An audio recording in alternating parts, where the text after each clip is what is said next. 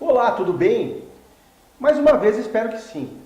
Bom, no vídeo da semana passada, dando sequência ao tema as funções dos vereadores no desempenho do mandato na condição de representantes da população, fiz algumas ponderações e apresentei sugestões e dicas de como bem administrar a Câmara Municipal.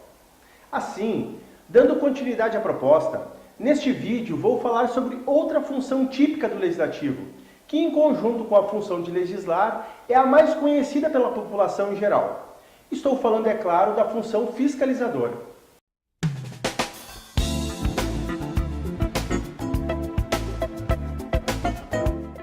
Como referido na introdução desse vídeo, a função fiscalizadora do Parlamento é tão importante quanto sua função legislativa. Basicamente, sua previsão legal surge com as demais do texto constitucional de 1988, que trata, em linhas gerais, da necessidade de se estabelecer mecanismos de controle externo sobre a administração pública e prevê os instrumentos para a efetivação desse controle. Assim, o Poder Legislativo Municipal, através dos vereadores, é responsável pela fiscalização contábil, financeira, orçamentária, patrimonial e operacional do município, e o faz com o auxílio do Tribunal de Contas do Estado, nos termos, efetivamente, do artigo 31 da Carta Cidadã. Entretanto, não basta apenas fiscalizar. Neste contexto, e aqui fazendo uma reverência aos ensinamentos do meu querido e estimado professor Giovanni da Silva Corralo, cuja disciplina de literatura portuguesa tive a honra de frequentar em meados da década de 1990, quando aluno interno da Escola Agrotécnica Federal de Sertão, aqui no Rio Grande do Sul, hoje Instituto Federal Farroupilha, que sabiamente registrou, quando de sua passagem por este plano, de que a função fiscalizadora do Legislativo traz a imprescindibilidade do controle, uma vez que somente fiscalizar não faria sentido algum, pois, segundo ele, controle e fiscalização andam juntos, tais quais os elos de uma mesma corrente. Desta forma, não podemos desconsiderar o fato de que a amplitude da fiscalização exercida pelo parlamento local sobre a administração confere poder e responsabilidade proporcionais aos vereadores, sendo possível com isso afirmar que é daí que surge grande parte das prerrogativas parlamentares, inclusive a inviolabilidade ao vereador por suas opiniões, palavras e votos no exercício do mandato, o que possibilita o exercício de sua função dentro do parlamento com plenitude. Segundo a doutrina de Lopes Meireles, certamente a mais seguida dentre os administrativistas,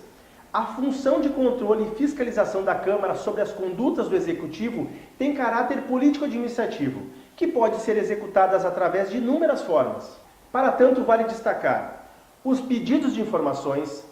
a convocação de auxiliares diretos, tais como secretários e diretores, a instauração de investigação mediante comissão parlamentar de inquérito, a abertura de processo de perda de mandato mediante comissão parlamentar processante,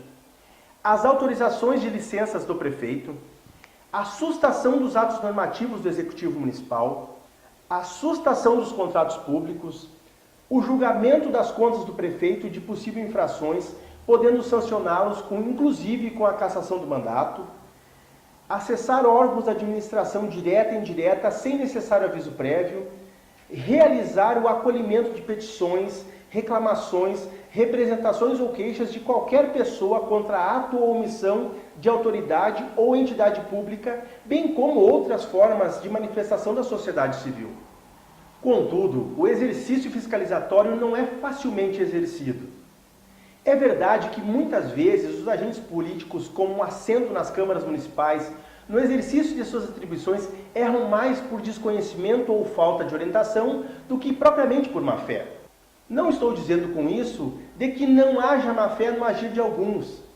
mas não raras as vezes em que representantes de comunidades pequenas, seja por questão cultural ou de escassez de recursos, acabam por serem omissos em seu agir e contrariam princípios constitucionais consagrados, deixando assim de realizar uma fiscalização correta e adequada. Embora possa parecer que esse seja um problema a ser enfrentado tão somente por pequenos municípios, vale o registro de que, por maior que seja a Casa Legislativa, a falta de orientação e assessoramento especializado, a capacitação de vereadores e a manutenção de assessorias permanentes implica em incorrer em um risco demasiadamente desnecessário, Pois como acreditar que alguém possa fiscalizar e controlar o que não conhece? Assim, é indispensável que o vereador participe de cursos de capacitação, seja ele político ou técnico, desde que este seja voltado à finalidade e ao interesse público, o que vai possibilitar a efetivação na fiscalização e no controle dos gastos. Ademais, seguindo a máxima do apóstolo João, somente através do conhecimento e da verdade que seremos libertos da ignorância, da mesma forma que somente imbuídos de boa fé na hora de fiscalizar e, consequentemente, exercer efetivo controle da administração local, que os representantes poderão cumprir seus deveres para com a população que os escolheu,